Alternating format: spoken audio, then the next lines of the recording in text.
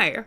Welcome back to an exhaustive analysis of God knows what this time. Today I'm here to tell all of you wonderful people about one of my favorite pastimes. Digital fishing! In a world where the only thing that usually satisfies my video game itch is a well-crafted story, fishing minigames have quickly risen to the top of my favorite kind of gameplay. They're simple in a way a sword is simple. Quote, Magenta from Deadly Serious Directing. And as someone who doesn't necessarily care for complex or hard to understand playstyles, this is very appealing to me. Most of my favorite games fall into one of three categories. Games with well-written stories, games with very simple but fun to optimize mechanics, or in the best case, both. It's the reason games like Hades, Bloodborne, and Zero Escape really appeal to me.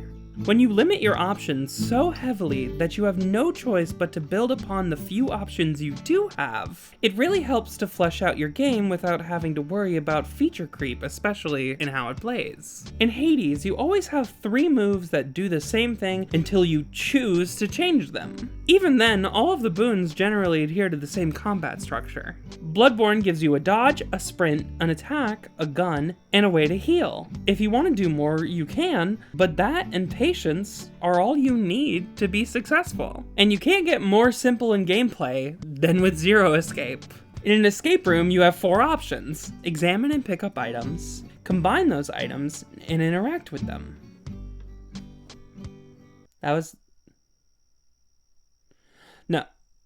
No, that was 3 options. No matter how complicated your puzzle... Okay, it's 3 here. It's 3. No matter how complicated the puzzle gets, you have your 3 options to fall back on before they throw you back into the bonkers-ass convoluted story they've crafted as a reward. I think fishing minigames encapsulate this design philosophy perfectly. But pretty often, I find myself disappointed in the options I'm given to optimize. There's your standard hit one button to catch a fish, and of course, your hook, then mash to reel.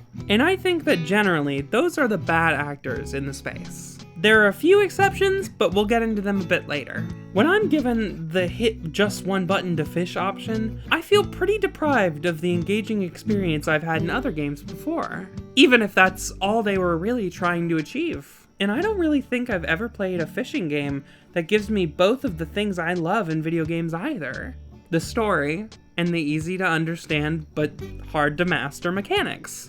So today, I'm here to show you that I can do both. I may not be able to provide you an experience at the end. I am only one woman, after all. But I can promise you a damn well fleshed out pitch. If you can find it in yourself to settle for that, then welcome to my video, where I'm going to pitch you the ultimate fishing minigame!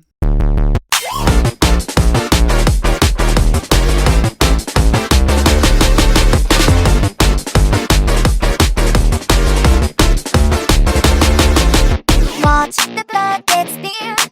You can kill or you can be killed. It doesn't really matter what I feel. I would rather fish than wish to be real. Oh, take that best, put it on your plate, or you would do the same shit if you had a bit more bait. Life is nothing but an endless race. You bet your ass I'm getting first place. Please somebody, won't you better land? Please somebody, won't you bet my fishing line? Please. But yeah, that's right. It's a tasty life. What's the land go up, up to the rest. It's a bucket on you. You can fill it up, and follow me. You slide off the boat so nice. You can eat it up till you love life. It's a goddamn vibe, baby. Fish it up, so we can fish it till the sun burns out. We can laugh for a job.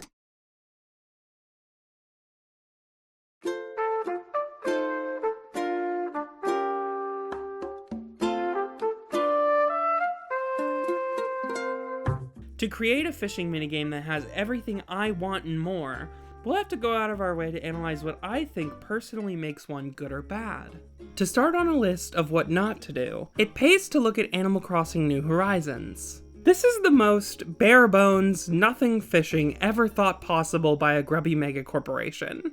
There is genuinely nothing remarkable to talk about here in terms of the actual fishing. The only thing I actually fuck with really hard from this one is the museum, and how one of everything you catch always ends up there as a show of your fishing prowess. The only other thing I might mention is that I like the variety of fish you can catch, and that you can only catch them in specific seasons and times of day. So at the very least, we have 2 things we can add to our list. Here, we'll catalog what goes into making a good fishing minigame. Obviously, I would never expect a dev to add all of these things, but I do think that everything on this list is generally good practice for this specific type of game. Now that that's out of the way, we can add seasonal/time-sensitive fish and a catalog/museum to our list. This isn't to say that no other game does it, but I'm trying to go through these in a way that shows these games in the best light possible. It just so happens Animal Crossing doesn't have much to offer that you can't get from other, dare I say, better games. I decided that I'll also be ranking these games using a star system, and for Animal Crossing, I think it deserves a 1, but I'm gonna throw it a 2 because of how great the museum is. Alright, back to the Harlot You Go. Just as a heads up, I will be tackling these games in ascending order in terms of rank. So we've got a few stinky pyrite picks before we start rubbing elbows with Midas. I probably shouldn't do that. There's a whole story about why I shouldn't do that.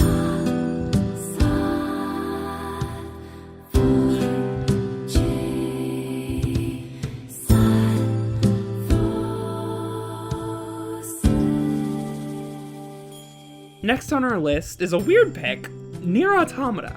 I was gonna include Nier Replicant, but I haven't played it, so shut up. The fishing in here is more or less the same as Animal Crossing, which is a nice way of saying it huffs Fat Eddie Murphy style swamp ass. There's also not a lot of variety in the fish you can catch, which is very disappointing for such a large game. The only aspect I'm really willing to give it credit for is how you fish.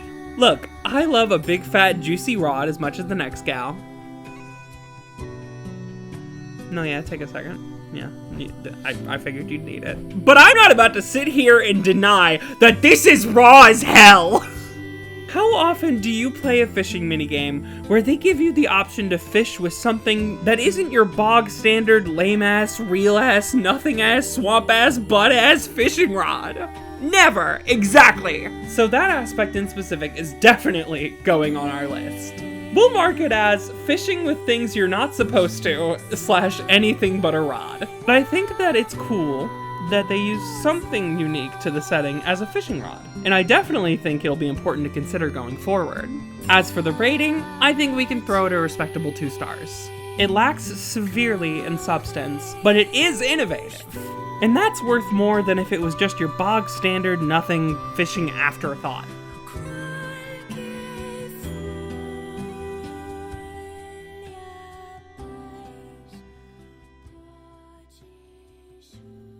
Who are these characters? Who are these red and white characters?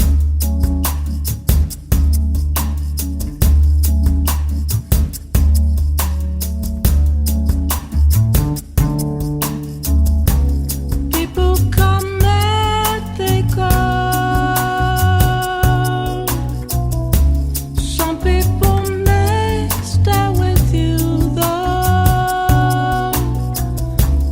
I am all alone tonight, and I kept on asking myself questions.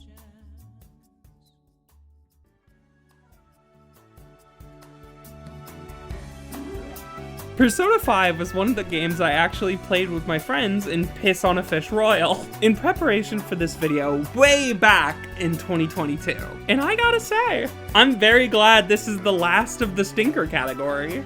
But this game has No guardians. dicks, no balls, probably no buttholes. Actually, and the setting isn't much better. This is literally just like a public pool that this guy has thrown some fish into and is now calling it a fishing hole. Yeah, but some of them have tags on them that give you double points. But one thing I did genuinely like about it is that it has a book you can use to enhance your fishing skill. Sharpen your senses. Become aware of the gentle contours of their piscine bodies It's a book about fishing, but it talks more about gear and the ideal mental states than it does fish.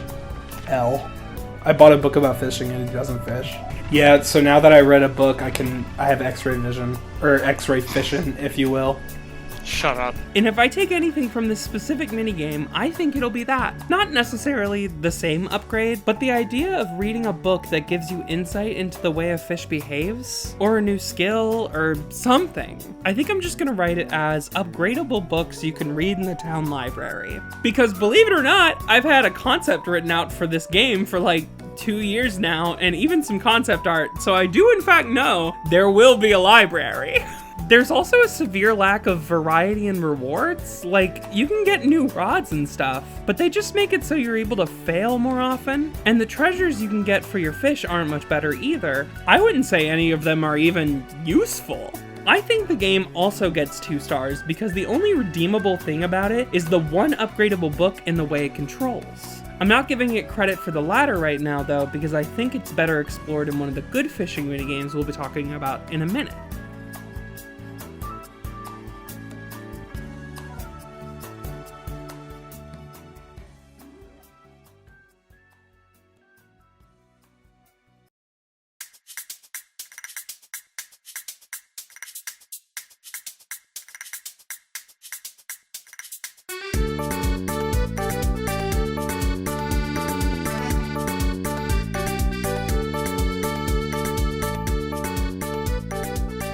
Next up on the docket, Stardew Valley. Country girls make do. Hey there, brother. I'm freebasing Monster Energy outside the sheets. Any chance you want to fuck up? any chance you want to get with a depressed drunk who lives with a... You can't see, but I'm sipping my Monster. Get with a depressed drunk who lives with a lady who's fucking the town mayor. Yeah, I've got connections. This is the most middle ground, all-around, well-made fishing minigame I can think of. This is our first introduction to distinct fish behaviors, which of there are 5 types: mixed, smooth, sinker, floater, and dart. Generally, some of them move faster up the bar in one direction rather than another, and some of them have more or less erratic movement. It's enough for me to not realize there are even categories of fish behaviors if I don't look at the wiki. And it's definitely something I think works to keep things interesting. There are 70 plus fish, and rewards you can pull from the depths in whatever area you choose to fish. And honestly, even though I may have asked for more treasures, the variety is so wide I can't really find it in myself to complain. I love that you can also fish with things using the crab pot. It's definitely not something you see any other game usually try and implement, and it easily fills the fishing with anything but a rod criteria we lifted from Nier. It's really cool that if you want to find legendary fish, you have to study their history and where they're most likely to appear. There's some bait and tackle you can throw on that to change the way that your rod works. Whether it be how fast you hook a fish, how your green bar or even fish act within it, which is also something I've never seen a fishing minigame do. It controls the same way as Persona 5, it's just more complex. All of the fish have specific locations, times, and seasons where they can be caught. The quality of the fish you catch and the rewards you get from selling it vary exclusively based on how well you perform. The fishing rods only upgrade in a sense that you can catch rarer fish and then eventually add bait and tackle to the equation, which is perfectly serviceable on top of all of this good stuff. The rewards for catching fish are good too, because aside from desperately needed cash, you can also do whole community center bundles that unlock entire sections of the game. And anything that's not a fish, as long as it's not trash, is useful to you in some way or another. You can also increase the value of your fish by smoking them or cooking them into a dish. You can even give them as gifts or put them on display in a personal aquarium. Genuinely, fishing in Stardew is one of the shining examples of this genre of minigame. As for things I'd steal, I can't really think of anything I mentioned that I wouldn't try and incorporate.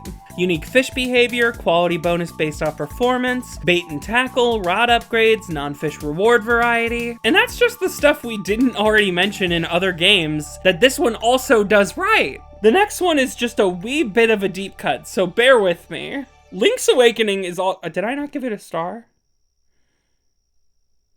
Oh. Did I just skip that? So continuing to use my list, I think it's only fair to give the full 5-star rating. Man, these star ratings are bad.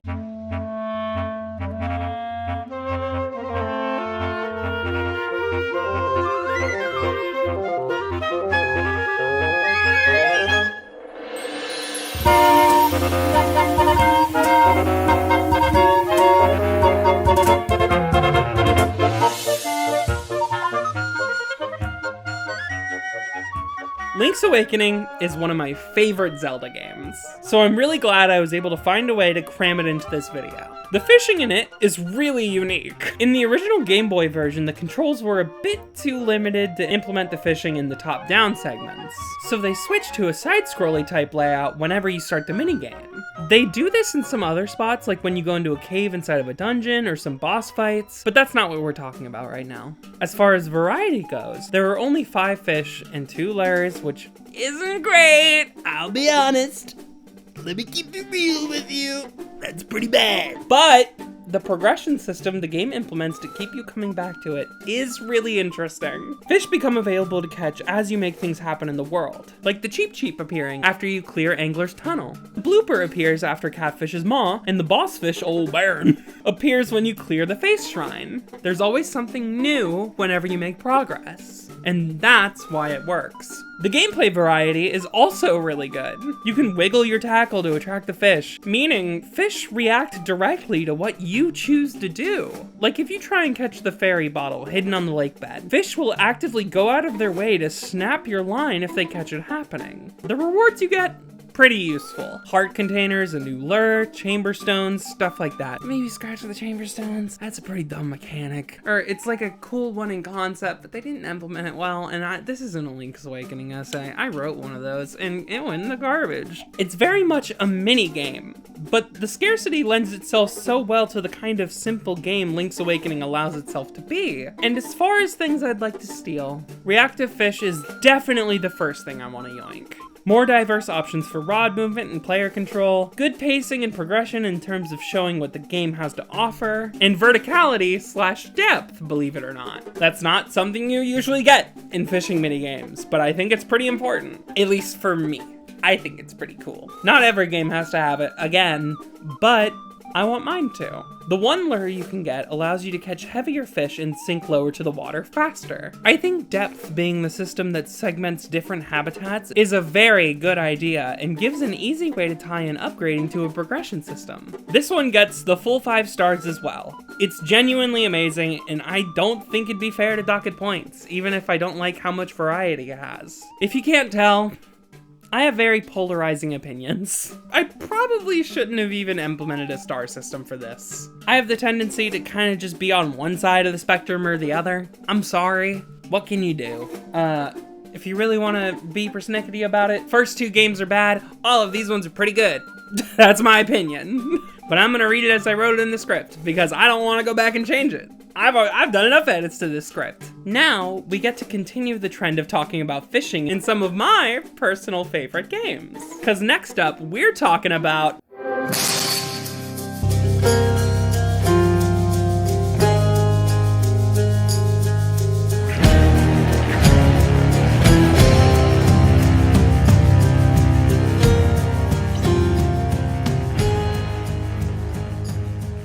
Hades 1, and the only reason I say Hades 1 is because I haven't beaten 2 yet. And also, when I wrote this script, it was like the first update of early access. So, I was like 30 hours in. You think I'd have enough time to fucking tell you what I thought about the second game? Nope! I won like 100. At a Glance has very simplistic fishing. And I'd say for the most part, that's a fair assessment, and you think I'd hate that. But like I said at the beginning, and didn't steal from anyone, it's simple in the way a sword is simple. Quote, me, it was all me! I did it, I remain! In Hades, the rod of fishing is a boon you can get from Poseidon, which allows you to try and scrounge up some fish anytime you pass a particular spot once you're done raw dogging the god of death on the floor of Eurydice's kitchen. Fishing spots only have the chance to appear every 10 chambers in the main 4 areas. In Chaos Gates in Greece, it's every 5 and 2 respectively, since you come upon those far less. All 18 fish look visually distinct and like they actually live in the bits of Hades you caught them from. The sheer variety here makes up so much for having only 18 fish. But what I think carries it the most is that every few chambers rule. Think about it, the reason it's easy to get bored with the simple fishing in Nier Automata or Animal Crossing is because you can do it basically every time you pass a body of water. In Hades, just like the game at large, you have to make every attempt count, because you don't know when you'll get another chance to try again, which engages you far more than the other games I mentioned. Also, it's not guaranteed that every few chambers you'll get to fish, it's a percentage chance. On top of that, the simplicity of the minigames means you have one thing to worry about, and it's getting the perfect catch. Getting a perfect catch, which just means clicking the button the moment the bobber disappears. I don't know if it's frame perfect, sometimes it feels that way, but maybe I'm just a loser. This guarantees that you'll get a rare fish or higher, and that much more of a reward for turning it into the chef. I'm not joking when I say you can get every item in this game from fishing, even the ones that are meant to be bonus items for you when you reach the surface. The only thing you can't get are Charon's Obel, because it's locked to the roguelike segments, and can I just say, this minigame is fucking phenomenal. In terms of what we can steal, first things first, the world building. Hades fish are so unique not only because the designers got to play with the unique settings they were offered and how those creatures they designed would affect that, they're unlike anything you'd catch in any other fishing minigame. And if I'm gonna go through the trouble of making one, then I want them to be just as, if not more, unique and well integrated. I think the importance of all of the rewards is pretty integral as well. I like the idea if you choose to play the entire game just to fish, you could get as far as anyone else. That's not really true, but I like that idea. Ideally, for my game, I'd like to have every item in the game obtainable through fishing. In an attempt not to waste your time, up next...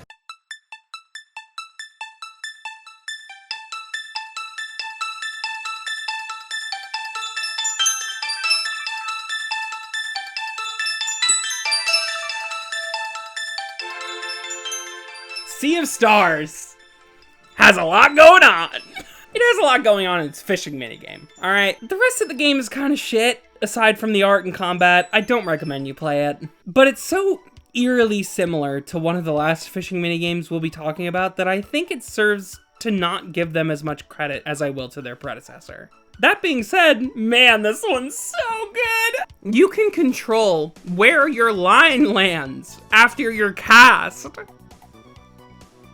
Why has no one ever given me this option before? I like that you can see all of the shadows of the fish even if it's not necessarily something new.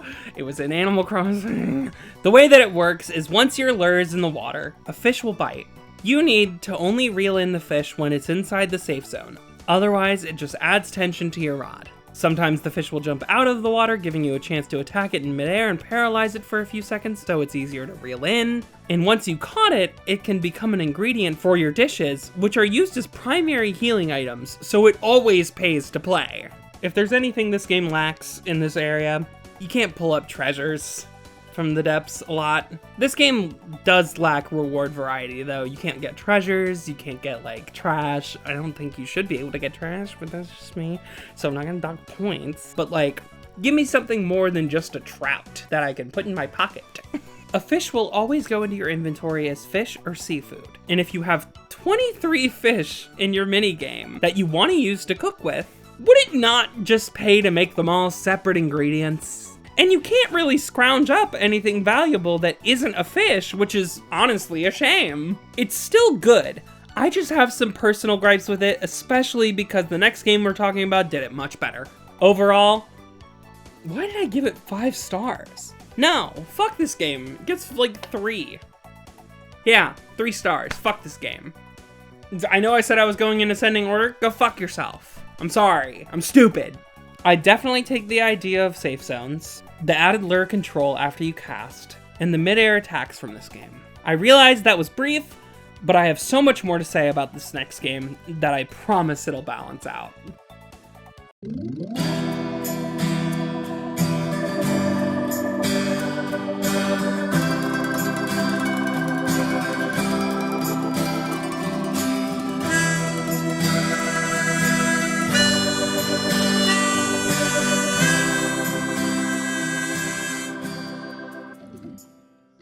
Fantasy 15 has the most fleshed out and fun to play minigame I have ever seen. There are over 100 fish, 48 lures, 25 fishing spots, 7 reels, 7 rods, 3 lines, 9 hours, 9 persons, 9 doors! And the names of the lures specifically. Holy shit. Let me just read off some of my favorites. Sweet Jam and Custard. Ranker Pornberry. Gem-like Castor Carbuncle. Stinker Great Marlboro. Invincible Iron Giant. Well, clearly not. Okay, so how it works is reels determine your attack, rods determine your defense. Lines have, I got knocked out of Femvoice because I was so excited about this game. And I'm having like a stupid fucking autism freak out about how much I love this fucking fishing minigame that I was literally bumping the chair and the mic and everything was going cattywampus. Lines have varying durability that degrade as you fish, and lures are used to attract specific types of fish. And then on top of that, there's skill progression. Level 1 gives you nothing.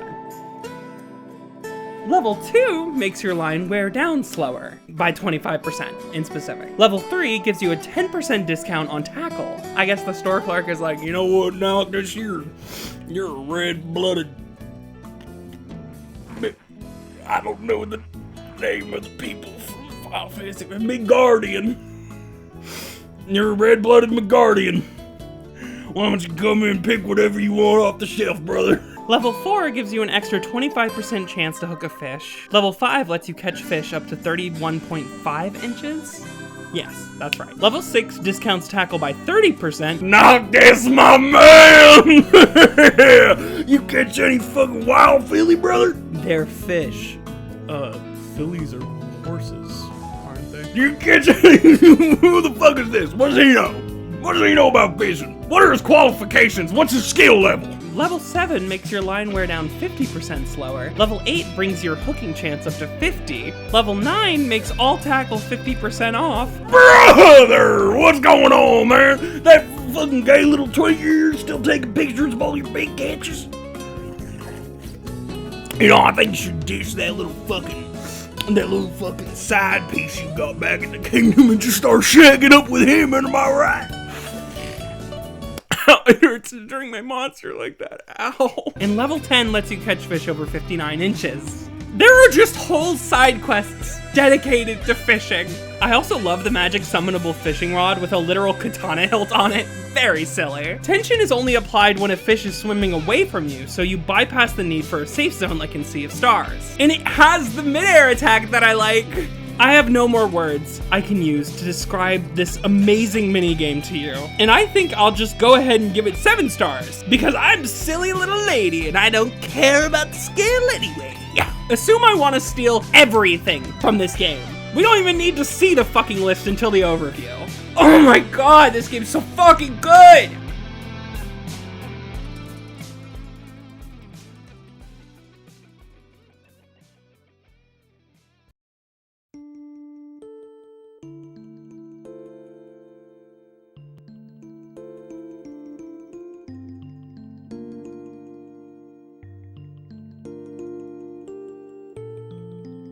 So, the review portion of the video is over, meaning you only have a little more time with me before I pitch you my game and the video is over. I won't lie, this video went through like 5 different iterations. There was a cut where I traveled to different locations based on the game I was covering, back when this was a video essay and not an audio essay. Port Dover, Toronto, the roof of a Walmart, Thurmond, Dunkirk, Canal Falls, my job after closing hours, in no particular order. There was a cut where I had downtime segments after every review that had like cute little character moments, but I was the only character, so it felt like really stilted and weird. Hell, there was a cut where I was a dude. Any day I thought about this, I would wake up and wonder if I'd ever actually make this video, or the story I'm about to outline for you. Just laying in bed until my brain couldn't worry anymore and I'd fall back asleep. For some reason, I thought if I couldn't incorporate any of these portions, that the video just wasn't worth making. But maybe that was just the video version of feature creep. I don't know, I guess I like narrative-driven stuff more than any other type of content. Any other type of art. I felt the need to inject it into this. Whether that be through showing you the process of me making the pitch, taking you to some of my favorite places, or just giving you a play-by-play of how I'm feeling after I review each session. But for now, at least, that doesn't really have to be in the cards for me. I feel like I have way less capacity for making art than I wish I did. I always want to make these big, broad strokes, 70-plus page projects that are always beyond what I'm comfortable with, or can afford. Showing myself on camera, filming in public, spending a fuck ton of money on gas when I already live paycheck to paycheck. And I gotta say, it's a bit disappointing that what you're getting is so bare bones. I still think it's good work, but I guess I just feel more capable. And I wish I wasn't, like, chaining myself down for reasons that don't really matter. But contrary to everything I feel, my enjoyment making something is the whole point. Other than making something good. And if I have to balance the two to make anything at all, then I'm glad I was given the chance. I hope you enjoy what I've been able to deliver you.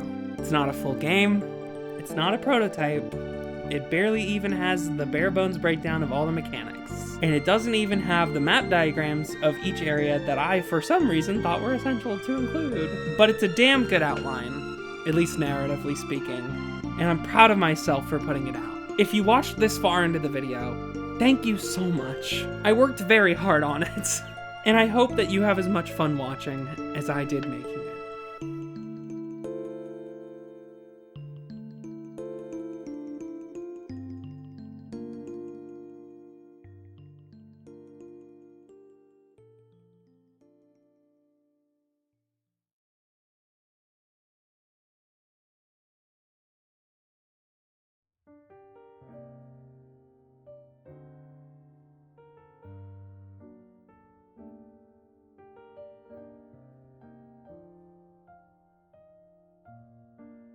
Hazel is the sole adopted daughter of a family of lesbian nomads that have since largely disbanded, either having left or made homes for themselves in this particular slice of eastern Loftaine. She's recently undertaken the task of creating a Land's Edge East Historians Guild in the wake of her now defunct matchmaking guild that went under the moment that everyone she paired with left their honeymoon phase and came back to blame her for their messy breakups. As a result, she's gained a reputation in town as a con artist, a she-shyster even. Someone, who knows who, wrote a song about her called the She-Shyster's Siren Shanty. They sang it one night in open mic, and now it's all anyone knows her for. Hazel's decided that she has to succeed in this newest endeavor of historic preservation, as it's the only other thing she's good at other than matchmaking and fishing. And on top of that, her girlfriend Cassidy's dad super doesn't approve of her. The way she sees it, if she can make waves and catalog or even discover new creatures that no one's ever seen before, she can prove she's worthy enough to marry the daughter of the head of the fishing guild, Hartwig. Mary Cassidy. Hartwig's the head of the fishing guild. I didn't make that very clear. Who knows? Maybe eventually she'll even be able to truly give back to her very wide-spanning extended family who's helped her all her life. She's the kind of person who's always pursuing the next huge endeavor, always dirty from working outside and painfully unaware of how much people don't trust her unless it's happening like in the moment. If she's walking down the street, she's gonna be like, oh, it's Dale. I love Dale. But then if Dale is slinging obscenities at her, she will go over and not stop punching him until he is on death's door and his blood is now in the mud. They called him a mudblood. That sounds like a Harry Potter slash. She is truly one of the butch shimbos of all time. Very adoracore now that I think about it. Cassidy is the librarian of Land's Edge East, and Hazel's best friend and partner of 10 years. The game starts with her running away from her dad's house, moving in with Hazel and her mother Diona. When Hazel starts the Historians Guild, she volunteers to be the museum's curator. So she feels, a little less bad about moving into her house on such short notice. Not that they care. They fucking love having her there. Most importantly, she's the reincarnation of a celestial being that humans slaughtered before Loftaine's creation. Even if she's like not aware of that fact, it gives her the ability to fuse mutated creatures that you bring her from any given home. On top of issues that she already has with her dad, she has to hide this bonkers secret from him, and by extension, the entire town, lest she sow the seeds of panic in the residents' minds that history is going to repeat itself and give them a reason to full-on lynch her. Cassidy and her faux godhood, on top of her stargazing hobby, acts as the catalyst for Hazel to pioneer space travel, discover creatures that can only survive in the space above even Loftaine, and maybe even take Cassidy to see the stars firsthand and learn more about who she really is. Diona Klementova is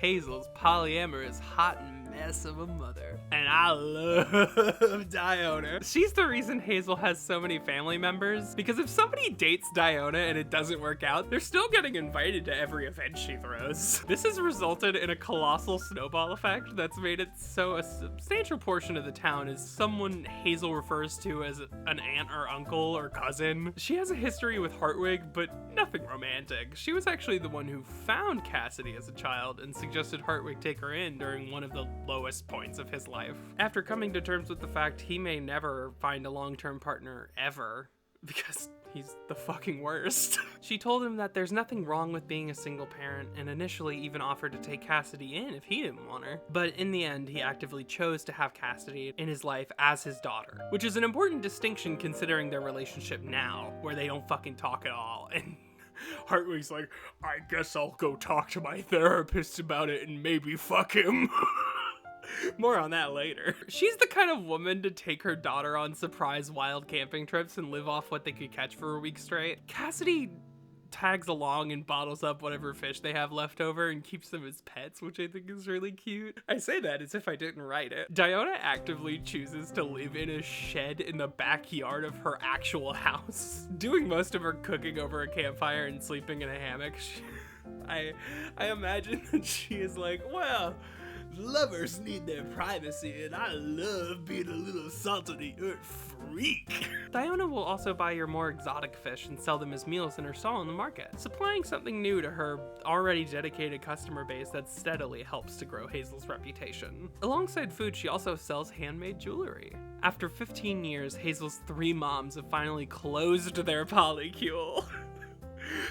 They built a border around it. They made a wall. Am I allowed in the polycule?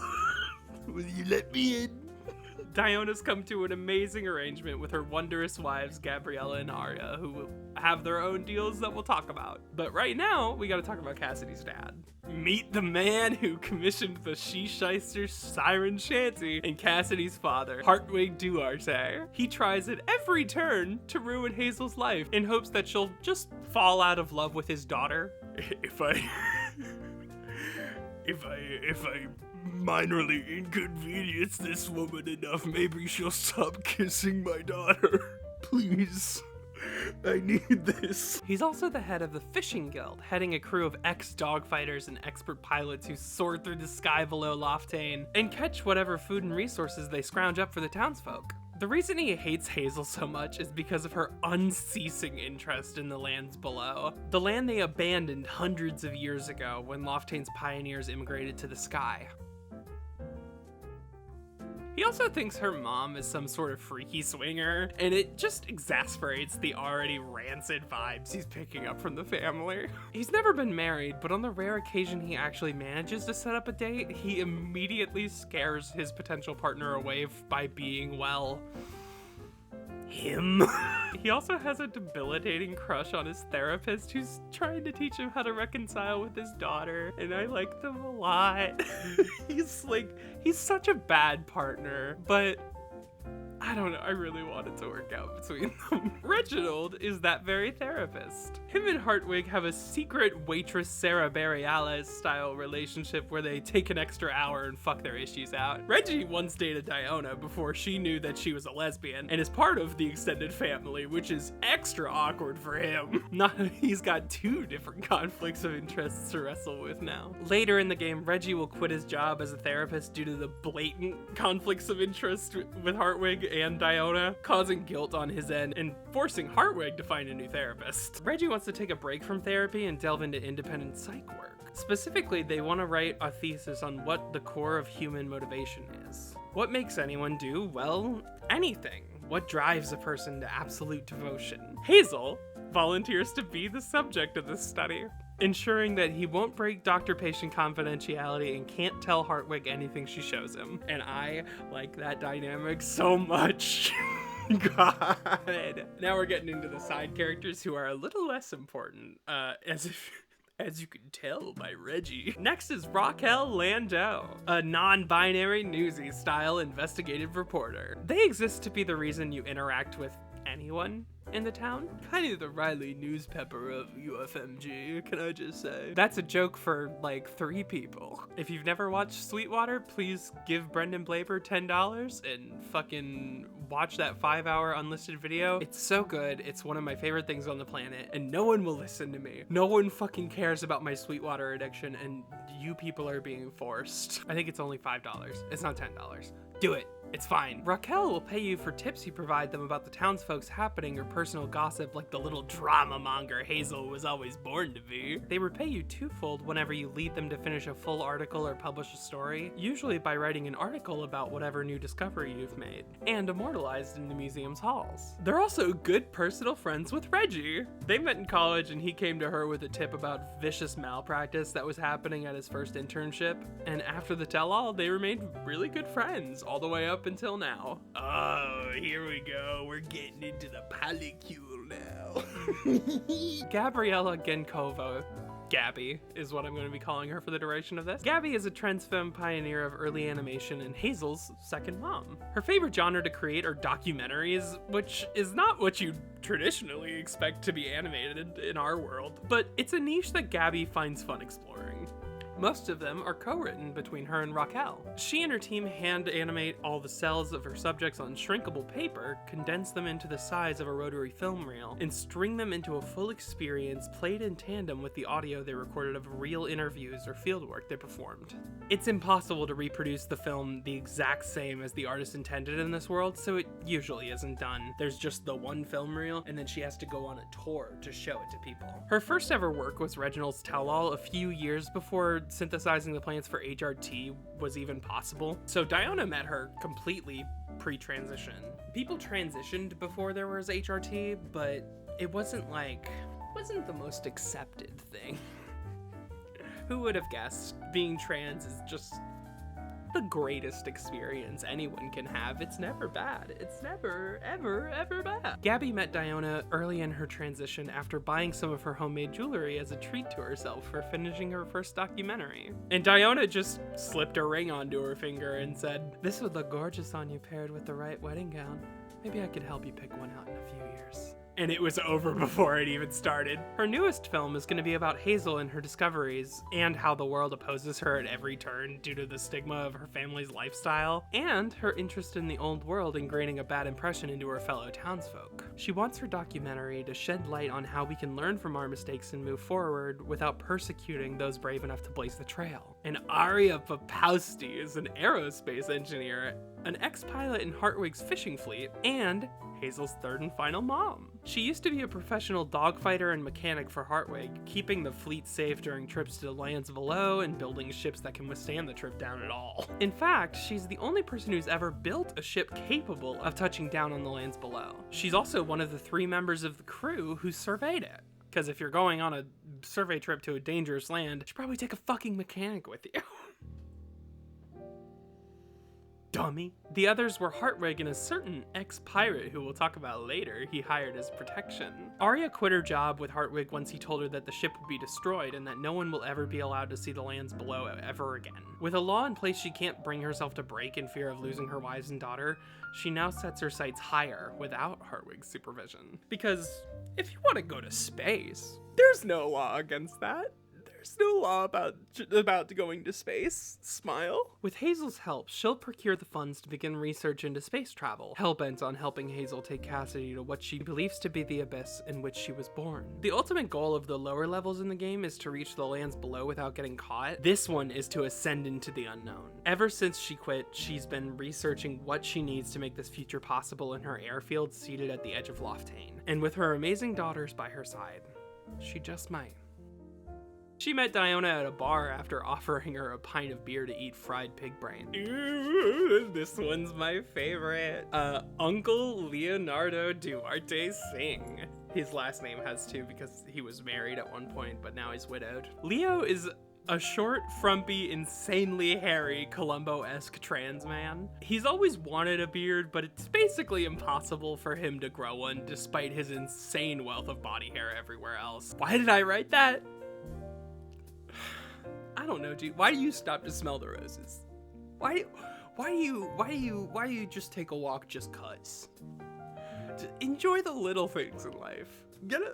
Enjoy a hairy little bear. Enjoy a hairy little teddy bear now and then. Your life will be better for it. Leo is Cassidy's beloved uncle and Hartwig's equally beloved brother, who he hired to investigate Hazel and her accomplices. He initially refuses this offer and immediately snitches on him to Hazel and Cassidy. On top of that, he's very supportive of their relationship and can't wait for the day that he gets to call Hazel his niece.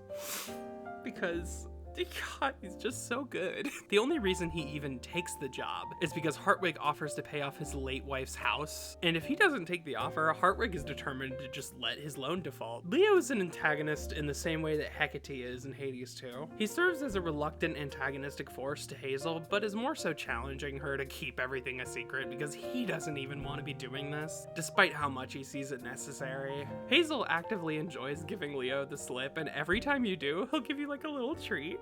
Saying you should consider it an early wedding gift. I love him so much. If Leo finds out where you're hiding, you'll get a bad ending unless you've built up an even closer relationship with him than you already have. Once you have, if he finds your fishing spot, he'll actively give you tips on how to better safeguard it and give you one free pass, harvester style, that isn't available again. But if you fail and Leo finds you again, Hartwig will pry the information out of him and he will catch you, leading into one of the bad endings. Okay. Now that our characters are done, we don't have to worry about them anymore. We get the setting, which guess what? Has more characters. Yeah. Loftane is a continent floating high above the world below, built by pioneers only a few hundred years ago. It's suspended on a sea of metal girders rooted into the ground below, made in forges infused with the planeswalker's blood, allowing them to rearrange atoms and build new material ad infinitum. Cassidy is a reincarnation of the planeswalker. That's what it is. Loftane's furnaces were developed and fine-tuned for years, opposed to the seconds-long reaction it took for the supports to materialize and climb through the clouds. From there, they used specialized farming tools forged in planeswalker furnaces to create dirt wherever they tilled, and remotely activated more of them dispersed through the soil to create waterways. Molten metal expanded like elephant toothpaste through the pre-dug channels and encased them in wrought iron, giving them a hyper-efficient waste disposal system. They even used planeswalkers' organs to filter their water. It's really nasty. Because planeswalkers are fucking huge. They're literally kaiju sized. They just, start as little babies. The giant's kidney lives inside the center of Loftane and filters all the water across the continent. The waste seeps into a series of repurposed furnaces once used to make the waterways and is dispersed into the ground as compost. Occasionally, bits of it fall into the landfill under the continent, though, which I'm sure they just love. Shit water rain. So tasty and nutritious. I would touch on surface lore and apocalypse politics, but I don't really have the time here. So all you need to know is that the pioneers of Loftane migrated from the surface using the blood and organs of a giant they killed called a planeswalker, and society is largely dependent on it to this day, even if it's not the most well-known thing. Everyone knows that it's being used somehow, but world government doesn't really want to talk about it. Who would have guessed? On top of that, once Loftane reached its initial capacity, everyone left on the surface was abandoned there. Nobody was allowed to come back up. People still climb, they just get fucking knocked back down and splatted on the ground by, just garden variety guards. The eastern cluster of Loftane is where our story takes place. Loftane, from a top-down perspective, is meant to resemble a bird, Va Meadow style. The capital stands in the torso, countryside and towns alike pepper each wing. The head is unclaimed, and tail feathers are currently allocated for towns that suffer from overpopulation. So if anyone in the eastern or western cluster overpopulate, they send them to the tail end, because they're already facing that sort of problem, and throw all of their prisoners off the side. So You know, make space somehow. Hazel and Co. live right on the very end of the eastern wing, all the way towards Land's End. Wrought Iron National Park is what I'm calling the system of suspension beams holding up Loftaine. It's what I imagine Hazel will go down whenever she's trying to descend onto the surface, hiding between each suspension beam, trying to avoid guards while fishing, because the deeper you go, more rare fish you can get. The veins of Loftaine are the underground where all the sewer system was created. It's mostly just like a waterway system. It's meant to be like a little bonus level, because the way I imagine the level structure is set, you have like 3 different areas you can go to. You can go to the sky, you can work your way through the veins of Loftaine, or you could go down Wrought Iron National Park. And I think that's pretty cool. Oh, I had a name for this guy. It was the Celestial Skyway. Realm of the Celestials. Not much more than that right now. There's not a lot that has been done. You're just gonna have to trust me on that one. As far as specifically this town in Loftaine goes, there's a tackle and bait shop run by 2 old twins. I didn't give them names, and I didn't do that for most of the side characters because they're not as important yet. So I used placeholder names, Tackle and Bait. I'm so creative. Tackle is the person who taught Diona jewelry, and Bait is the one who taught Diona all of her survival skills. They are Hazel's chosen great uncle and aunt. At the lure shop, there's a taxidermist who's the wife of a spider woodworker who creates lifelike lures to help you catch your prey. They're always different kinds of spiders in design. The spider, I don't want to call him the Spider-Man. That's not... The spider person, the spider anthro, the spider furry even, if you are so inclined, will tell you a fact about each of the spiders they're based on Catherine style when you buy one. There was a lot of gene splicing going on the lands below, so a lot of those people who were affected by it migrated up to Loftaine. So within the Sea of Humans, there are some anthro type folks. Just information you need to know. This spider person also has a legion of pet spiders that supply the string he weaves into fishing line. The type of spider you choose to help out dictates the line's effects and strength. You eventually bring them a pair of spider-fish mutation twins, and they domesticate both of them, and give one to you so it can become your familiar. The other twin stays with the shopkeep, and now you guys are cool spider-fish pals. The rod repair shop is run by an ex-blacksmith named Rodney, who decided fishing rods were too flimsy and wanted to make them an art form like weapons and armor, like other aspects of metallurgy. There's also his night market, where you can buy weapons he's turned into innovative fishing tools. It gets more experimental and not a lot of customers come by. He gives you rewards though if you offer to rent them and test them out before they're fully on the market, Ravio style. The downside is they might just break on you while you're fishing. They're just prototype rentals. You can go back and get another though. Like he'll be like, oh, okay, my bad, man, I sure do fucking stink, huh? I'll make sure that I fix that for the final product, and then you can buy the final product at a discounted price. There's a fishmonger. I didn't give them anything. There's one line here, and it says, takes your normal fish and sells them as ingredients. That's it. Diona's shop sells healing items, stat-boosting accessories, and homemade goodies. She buys your mutated cookable fish. There are a lot of fish that have been mutated and can't be cooked because they're fused with something that is poisonous or non-edible. There's a newsstand that Raquel runs where you can buy the daily newspaper. Most of the time, Raquel's there if she's not investigating something. There's a museum, a la Animal Crossing. You and Cassidy run it, so there's nobody there. Cassidy's day job is at the library, where you go to write entries for or research the fish you catch. Because, believe it or not, the clacaron, clam and macaron, was not always one being, and used to in fact be clams and macarons. So she has to go look out a book in the real library and be like, wow, what was a clam? The airport is where Hartwig spends most of his time when he's not on a fishing trip, because if you live on an island in the sky, the sea is the sky, so you don't sail ships, you fly planes into it. Relegated Ingenuity is Leo's private eye office. Sometimes he teaches you how to be an investigator when his help's needed. He even might team up with you for cases if you pique his interest. I haven't written any side quests yet. We'll get there though.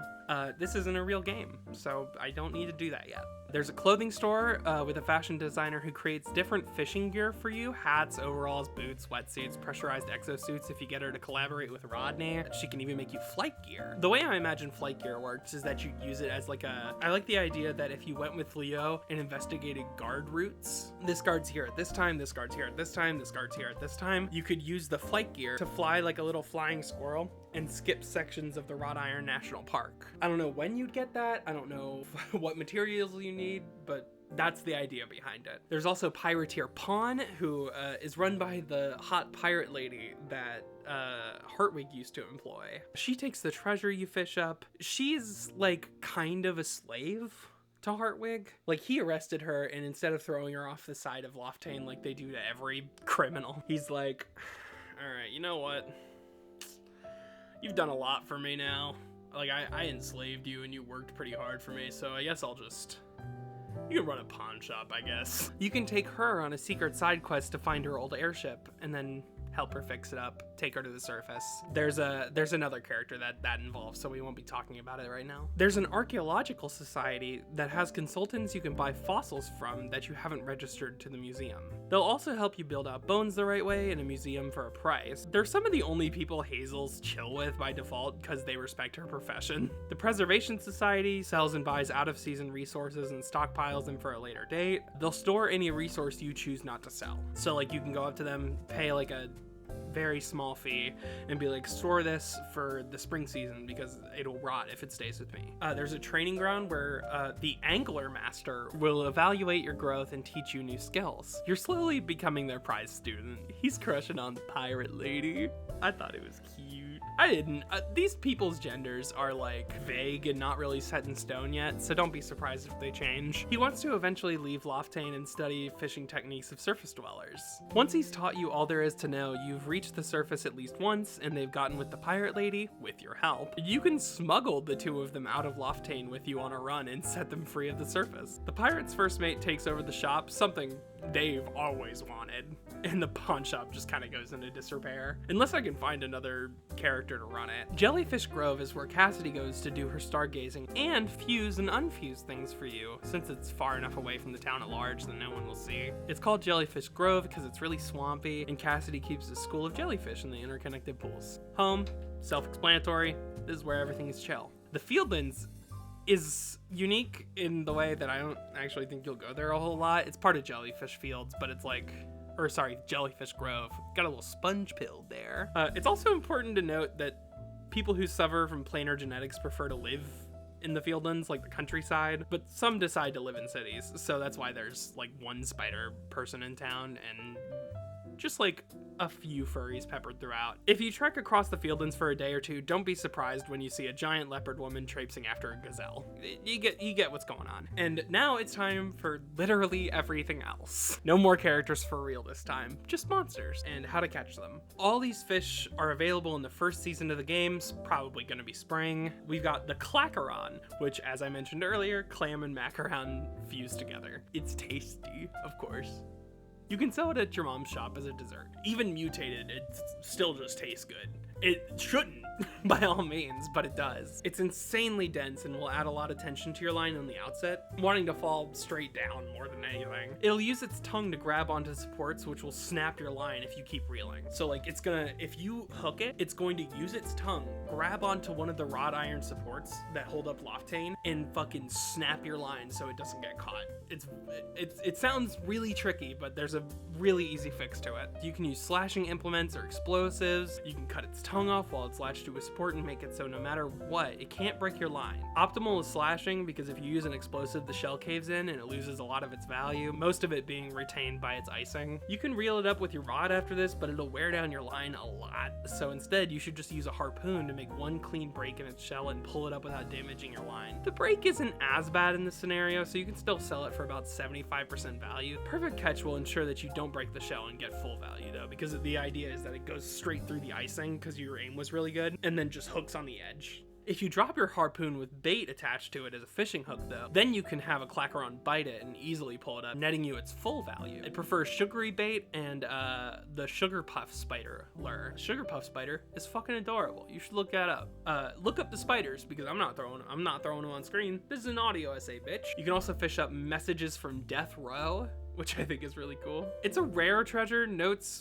They're notes people on the surface wrote and threw into the sky in hopes anyone on Loftain would read them and understand the torture they've left them to suffer. It's like personal stories from people on the lands below to guilt trip Loftain residents. Very funny, really. I like, it's very rare that any of that gets high enough to catch though. After receiving the first letter, as a joke, you can throw one back down, but this will start an actual side quest where you become pen pals with somebody living on the surface and feeds you insider info about what's going on. It's extremely rare with every weapon, but one we'll talk about later, the duct tape net. One will only appear per netful, if anything at all. The Cassiopeia is a jellyfish fused with stardust that naturally float at 1/6 the world's gravity, moon gravity. They're so delicate they can swim through the clouds and make them their home. They only appear in thunderstorms, nights before or after them. They're extremely easy to reel in, but hard to hook without a featherweight lure. They'll sting you if you reel too long without a break, which lowers the integrity of your line, hurts you, and makes you let go of your rod, forcing you to chase it down or buy a new one if you just lose it. You can use the lightning rod variant of your fishing rod, which makes it soar easier and farther, and will shock whatever you catch during a thunderstorm, momentarily or completely stunning it, depending on its constitution. In this case, it knocks a Cassiopeia out cold and will reel in super easily. Cassidy will be very mad at you if she sees it because it's her favorite kind of fish, but it also lowers your yield by 50%, so it's not really useful. Like, that's a cool way to do it, but I wouldn't do it. If you use the lasso rod, you can snag a Cassiopeia and reel it in without any loss or pissed off wives. Using rubber gloves to negate the sting will also net you full yield, but will not negate your line damage. Late game, you can use net cannons to catch them in hordes if you attack from above with a flight suit. You use batteries for bait because they really like to suck the electricity out like Gogurt, and you use the Patu Digua spider lure. Apparently it's the lightest spider on Earth and is the lightest lure in the game. I don't remember when I wrote that. I hope it's true. You can also catch origami cranes, which are obviously a fusion of paper and cranes. Various animals are fused with origami paper in this world because people thought it was funny, but the only one of them to actually have thrived is the crane. If you kill them by unfolding them, they give you a fortune cookie style wisdom tip about where you can find certain fish or how to catch them. Like, you'll catch one, you unfold its origami and it dies. And you read like a little tip on the inside. If you catch 1,000 of them and keep them in an enclosure, you'll get a permanent boost to all encounter rates. So like any rare fish are less rare now because you went through all that trouble. But like, you don't want to do that with a normal rod. So you want to achieve it by crafting a specialized net out of duct tape, sticky enough to catch and hold paper with ease and repel anything else, while also catching the paper planes we talked about earlier. Those are some of the main base fish. Now we're going to talk about some boss fish. I didn't write one for the sky. I wrote one for the Veins of Loftain and the Wrought Iron National Park because I did a lot of work for this and I didn't have time. Sargi. Whoopsie is a pterodactyl with gills and the fins of a whale, who lives in the Veins of Loftain like a bat in a sewer system. Fishing her out allows you to ride her, giving you access to the first level of the sky. She's basically a familiar that stays with your pilot mom. This also unlocks the second level of the Veins. It's got a harpoon stuck down its throat. Hartwig did that, and it's choking to death on it. It'll roll around in the cave water to satiate its gills. If you pull on the harpoon rope, she'll be stunned for a moment while she gags. You can only help Whoopsie by twisting the harpoon to the right and pulling it out with rope. You get her to open her mouth by laying bait in the tunnels. You can also hide yourself in the bait pile, but only if you have an exorbitant amount. If you tie the bait bundle using the Black Widow venom coated fishing line, it'll numb her mouth while you root around inside. If you don't, she'll spit you out after you try and turn the harpoon. Cause ow. If Whoopsie is numbed, you can turn the harpoon with ease. Hook her uvula with your rod and she'll spit you out. Then you can just pull the harpoon's rope a few times and then you're done. Assuming you didn't climb into her mouth though, but you did use the venom, you won't be strong enough to pull the harpoon without twisting it and must enlist your master's help to pull it for you, or tie the rope to something and scare Whoopsie backwards by brandishing a harpoon at it. You could also not feed it anything at all and just tug the harpoon raw. If you do that, Whoopsie will tear her way out of the pipes and flay straight into the open sky. You're still gonna be holding on to that rope. If this happens, you can enlist your pilot mom to fly you up to Whoopsie and have a full-on dogfight with her. This fight mostly amounts to scaring her away from clouds with explosions to tire her out. Then once she slows down out of breath because of her gills, you can latch onto the rope and punch the throttle, taking the harpoon out. I like Whoopsie. She's very funny. I took the name from the Sky Whale in Heaven Heist because I like that a lot, and you should watch that too. You're getting 2 recommendations from me today: Sweetwater and Heaven Heist. Heaven Heist is free though. I'll link the complete audio drama in the description. I forgot that I did this. Whoopsie and Whoopsie's sister Daisy is a whale fused with fossilized DNA of a pterodactyl. So it's kind of like Whoopsie is a pterodactyl whale. Daisy is a whale pterodactyl. You can catch her using a really complicated series of traps, along with her favorite food planted around Loftaine, but it's a full-on boss fight, and you have to release her after venturing into her maw to pull out anything she's eaten as a reward for winning. You can also now call on her whenever you want to, and she'll take you down to level 2 of the Wrought Iron National Park. So you beat her at the end, and then you get to skip the end every time from then on. After you defeat both Whoopsie and Daisy, the twins reunite and act as your first major discovery to present to Hartwig. Whoopsie he knew about, but Daisy he's never seen. And he certainly didn't know they were twins. Proving him wrong provides you credibility with the town as a whole and gives them a reason to support your cause at all. All the fish you catch before that are kind of run-of-the-mill things everyone in town has seen time and time again. So until you do this, they're not really that impressed. Your starting catch tools are a fishing rod, spear fishing kit, duct tape net, but the duct tape net is craftable. Oh my god, that was a lot. Oh my god. Fuck. Jesus Christ, I'm so sorry.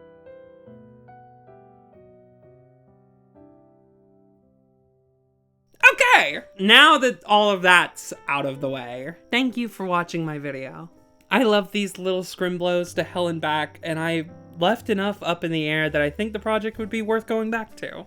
Like nailing down exactly how the controls would work, making new entries for a full-fledged bestiary, making maps, plotting out the actual level design. But for now, I'm closing the book on it. Thank you so much for watching my silly video about fishing minigames that I worked, unfortunately, years on. And I'll see you on September 30th, 2087. Bye!